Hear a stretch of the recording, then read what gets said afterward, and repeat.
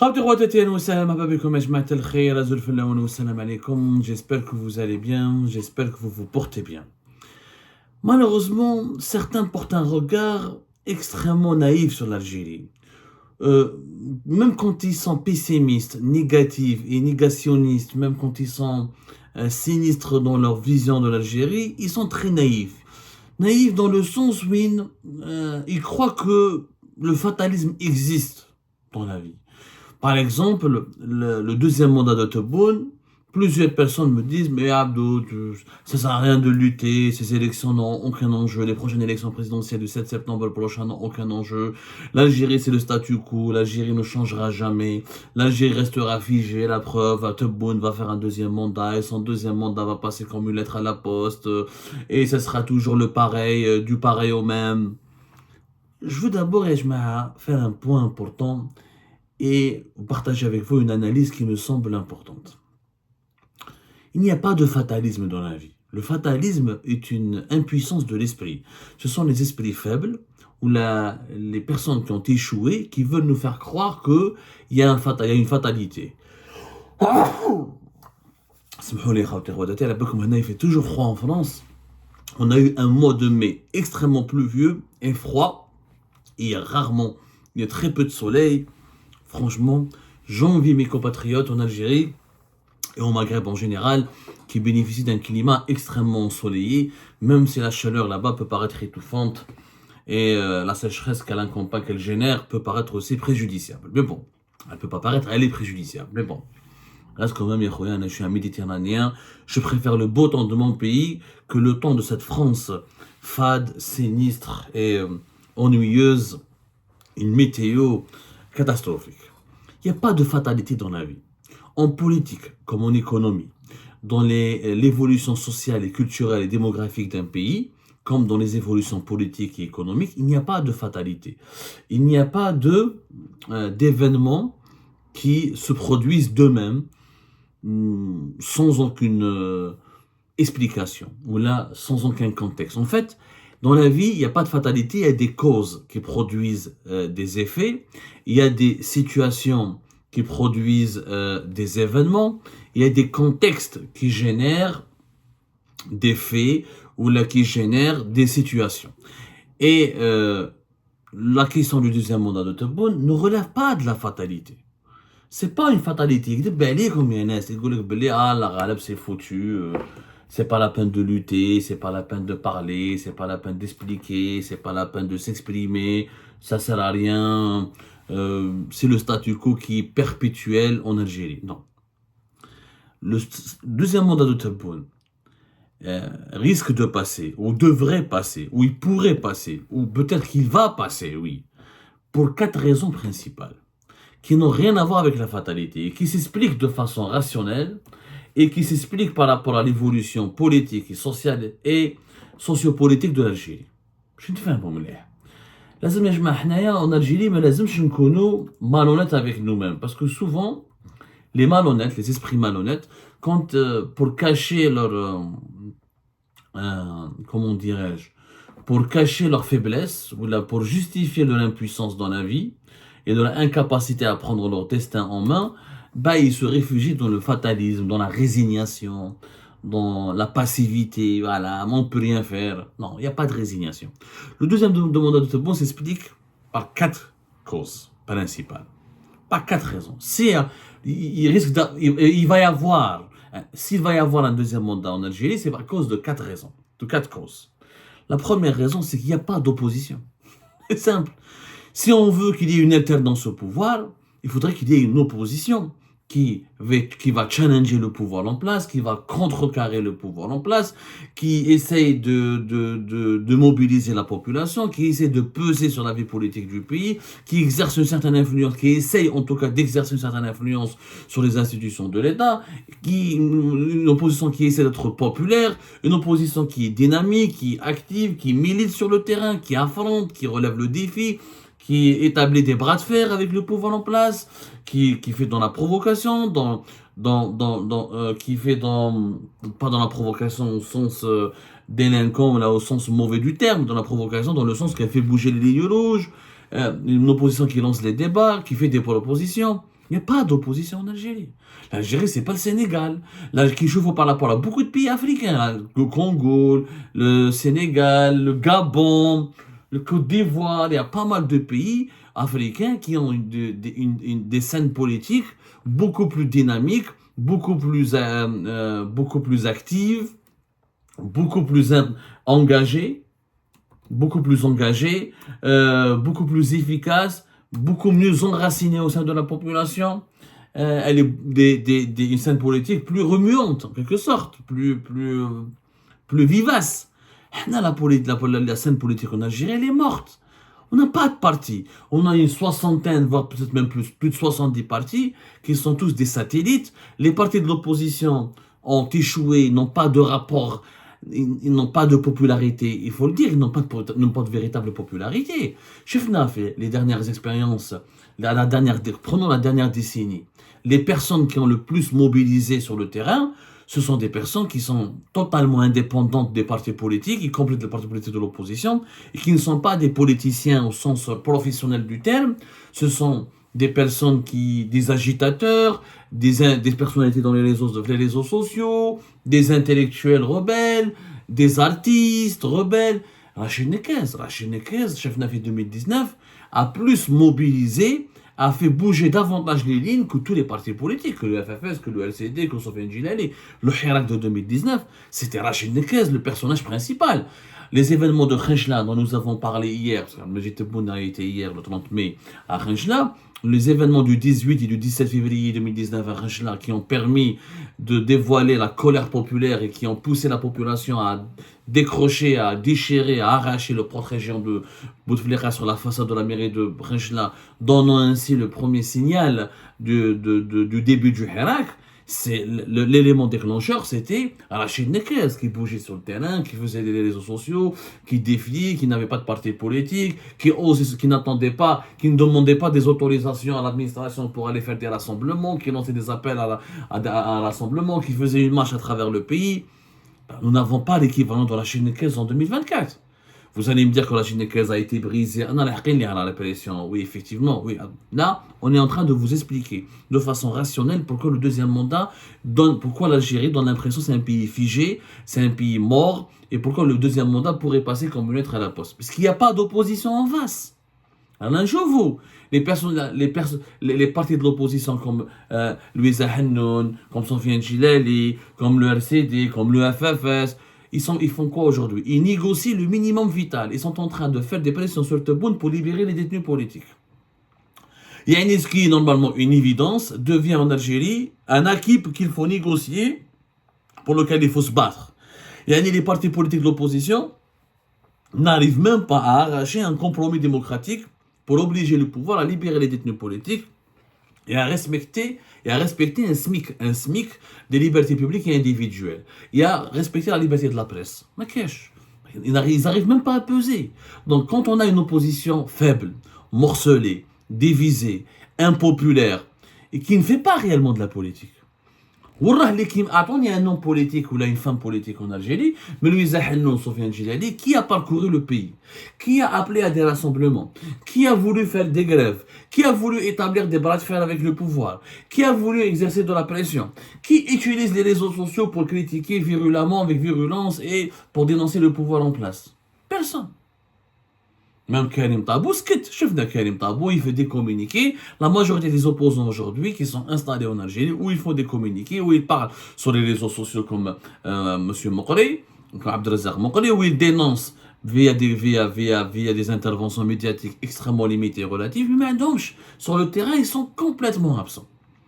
Vous allez me dire, oui, mais il y a la répression à Abdou. Deuxième élément, effectivement, la deuxième raison qui explique que le deuxième mandat risque de passer inaperçu, c'est qu'il y a une répression atroce en Algérie. C'est qu'en Algérie, c'est un État sécuritaire, une sécuritocratie extrêmement forte, extrêmement puissante, extrêmement brutale aussi, et que l'opposition ne peut même pas respirer, elle est étouffée, elle est écrasée. Celui qui parle en prison, et nous avons plus de 300 détenus politiques dans les prisons algériennes. Sauf que cette répression, qui est la deuxième raison, s'explique par la troisième raison. Pourquoi Avant 2019, la répression n'était pas aussi intense, aussi brutale. Pourquoi à l'époque du régime de Bouteflika, il y avait des marches de manœuvre, il y avait l'opposition, il y avait des mouvements qui m'apparaquent, il y avait des mouvements qui m'almouatana, il y avait des partis qui parlaient, qui s'exprimaient, qui étaient virulents, qui essayaient d'investir le terrain. Et après la crise politique de 2019, c'est devenu totalement, le pays est devenu une prison à ciel ouvert. Parce que le Hirak a échoué. La dictature que nous subissons aujourd'hui, elle est la résultante de l'échec du Hirak. Elle résulte directement de l'échec retentissant du Hirak, comme le Hirak a établi un bras de fer. Le régime, donc, il s'est défendu face au Hirak. Il y a eu donc une confrontation. Dans cette confrontation, le régime a gagné. Le régime, en gagnant contre le Hirak, ils se sont donc plus en force, ils se sont plus puissants, il est plus sûr de lui-même, il est aveuglé par sa victoire contre le Hirak, donc il se dit, je vais écraser mon adversaire contre lequel que j'ai battu. Je vais l'écraser. La dictature, la répression des libertés publiques et individuelles, la répression de la liberté de la presse et de la liberté d'expression, l'étouffement des partis politiques de l'opposition, le verrouillage du jeu politique, tout ça s'est accentué en Algérie après 2019 parce que le Hirak a échoué. Parce que le Hirak a défié le régime, mais il n'a pas su comment gagner cette confrontation. Il ne s'est pas organisé pour gagner cette confrontation. C'était des manifestations de joie, de chansons, de musique. Après, il y a eu beaucoup de divisions, beaucoup de folklore. Et le folklore a mené vers l'inefficacité. Et le régime a profité de cette inefficacité pour imposer un ordre de répression et un ordre sécuritaire très sévère. Et le Hirak s'est éteint. Et c'est totalement éteint. Donc, ce qui a conforté le régime, pour le régime algérien, c'est la répression qui est la meilleure solution. Parce que la répression a marché. Si le Hirak ne s'était pas arrêté, le cas des Algériens, parce que oui, il y a des gens qui sont en prison. Oui, mais même au Sénégal, les autorités sénégalaises, ils ont mis des opposants et des personnes en prison. Dans beaucoup de pays africains qui ont connu qui connaissent des processus plus ou moins démocratiques, ou là dans beaucoup de pays de l'Amérique latine, ou là même dans des pays asiatiques, quand il y a des crises politiques, nous avons toujours une rue où il y a des oppositions qui luttent jusqu'au bout et qui ne concèdent pas la défaite à la moindre épreuve. La répression du Hirak n'était qu'une épreuve.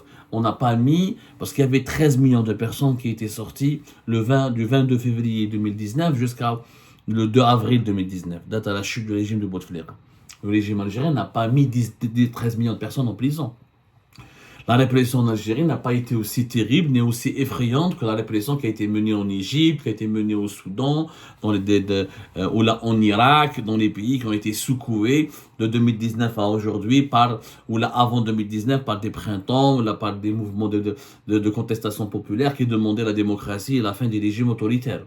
On n'a pas tiré sur la foule en Algérie, il n'y a pas eu de mort. Le régime algérien n'a pas tiré à balles réelles. Il n'a pas massacré, il n'a pas mitraillé les foules. Il a mis des gens en prison, il y a eu des violences policières, mais qui étaient limitées. Mis à part les éborgnés de Kabylie, en décembre 2019, où des manifestants de Bouera, de Tizi Ouzou et de Bdjaya notamment ont été touchés au niveau du visage, et ils ont perdu l'usage d'un œil à cause des balles en caoutchouc utilisées par les forces de sécurité. Le Hirak, globalement, s'est déroulé sans répression massive. Quelques violences policières à Oran et à Alger en 2021, mais ce n'était pas vraiment de la persécution criminelle. Au Soudan, en Égypte, en Irak et dans d'autres pays, au Bahreïn, on a tiré sur la foule. On a tué des dizaines de personnes. Vous allez voir, la répression de la révolte égyptienne, elle a fait des centaines de morts. La répression de la révolte soudanaise a fait des dizaines, voire des centaines de morts. Il n'y a pas eu des dizaines et des centaines de morts. Il n'y a pas eu de massacre en Algérie. Voilà. Le régime algérien n'a pas fait ce qu'il avait fait au début des années 90 contre les foules du mouvement islamiste, par exemple. Il n'y a pas eu de torture. Il y a eu des cas, 1 ou 2, 3 cas de torture, mais ce n'était pas des tortures généralisées. Donc le Hirak a été faible. Dès qu'il y a eu quelques emprisonnements, il y a eu quelques arrestations, notamment des figures emblématiques et médiatiques du Hirak, il y a eu des arrestations musclées et le Hirak a été vaincu. Donc le régime, j'ai tout ça là. Le pouvoir algérien, finalement, c'est la répression. J'ai pas été obligé de dépenser beaucoup d'énergie ou là de recourir à une violence extrême ou là à la persécution extrême. Du coup, l'échec du Hirak a permis au régime algérien d'être conforté dans sa logique autoritaire et brutale. ce qui a suscité un environnement politique totalement hostile à l'opposition et aux libertés publiques et individuelles. Et surtout, la quatrième raison, parce qu'on a abordé l'échec du Hirak, la faiblesse et l'absence sur le terrain de l'opposition, la répression massive du régime algérien, la répression massive menée par le régime algérien, mais le quatrième raison, et c'est ça, et pour moi c'est la raison principale, qui pourrait expliquer pourquoi le deuxième mandat de Tebboune risque d'être concrétisé très facilement. C'est que les Algériens et les Algériens n'ont pas peur. Parce que sarahatan, c'est pas la peur qui a fait arrêter le Hirak. C'est pas la peur de la répression.